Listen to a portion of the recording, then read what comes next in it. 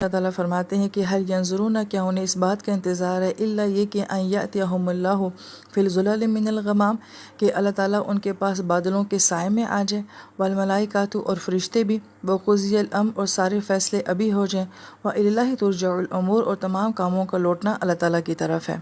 اب آیت مبارکہ میں ینظرون کا لفظ ہے جو کہ نظرہ سے ہے۔ نظرہ کا مطلب ہوتا ہے کسی چیز کو بڑے شوق کے ساتھ دیکھنا، اور یہی لفظ جو ہے وہ انتظار کے لیے بھی آتا ہے، کیونکہ انتظار میں بھی بعض اوقات شوق ہوتا ہے۔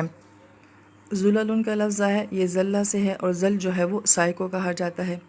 غمام جو ہے یہ ایسے بادل کو کہا جاتا ہے کہ جو کہ پانی سے بھرا ہوا ہو، برسنے والا بادل، ورنہ ہر بادل جو ہے وہ غمام نہیں کہلاتا۔ اور اسی سے ہماری اردو زبان کا لفظ غم بھی نکلا ہے، کیونکہ غم میں بھی انسان کا دل کیا ہو جاتا ہے، بھر جاتا ہے، اور آنکھ جو ہوتی ہے وہ بہنے شروع ہو جاتی ہے۔ اور قضیہ کا لفظ جو ہے یہ فیصلے کے لیے آتا ہے، جیسے کہ ہماری اردو زبان میں قاضی کا لفظ ہوتا ہے، اور قاضی جج کو کہا جاتا ہے کیونکہ وہ فیصلہ سناتے ہیں۔ پھر ترجعو کا لفظ ہے جو کہ رجع سے ہے، اور رجع کا مطلب ہوتا ہے کسی چیز کا اپنی فطرت، اپنی اصل کی طرف لوٹ جانا۔